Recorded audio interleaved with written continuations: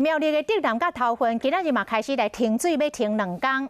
这个头份大约有10万户的居民，为前一暝就开始紧张咯。甲这个厝内底会当滴水的物件，拢当甲滴互甜。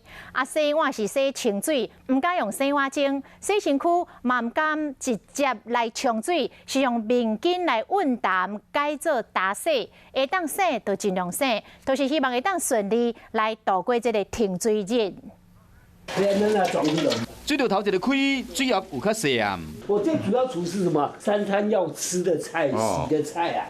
水会使渗偌济就算偌济，所有面桶、水桶拢滴水，为着省水台的水，洗碗唔敢用洗碗精，干来用半桶的清水。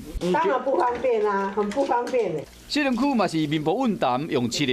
一点点水这样洗，最起码也可以省，能省就省啦。住伫隔壁黄先生嘛，真紧张，半暝爬起来楼尾顶检查水台水。水位在哪里？水位到这边可以用个2天。洗去洗面嘛会省水，会使切着用漆的。早顿嘛真简单，煎一粒卵，泡饮料、食水果就好。要节省用水一点。浸水的头一天，所用到水的生活习惯，拢爱简单为主，无水真不方便，好头份人真怨叹。从小到现在不曾有过这样停水的呢。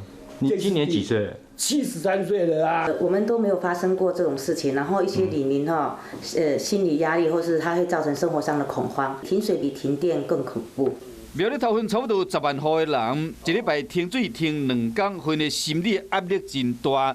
用水时拢真细致，唔敢拍算，将省水的方式是完全的发挥，希望讲会使平安度过禁水的日子。